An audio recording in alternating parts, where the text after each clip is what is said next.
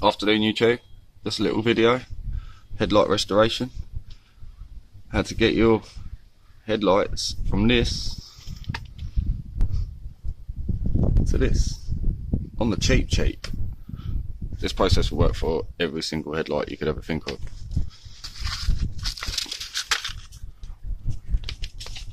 Got myself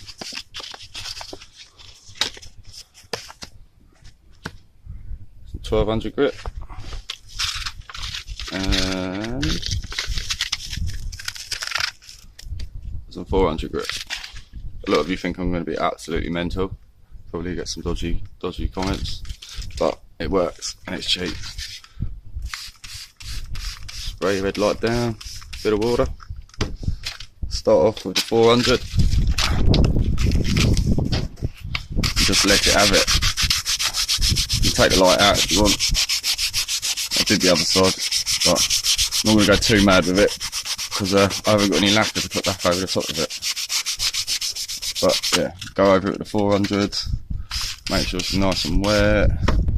And once you've got it all hazy and all the imperfections that you want, then go over it with the 1200.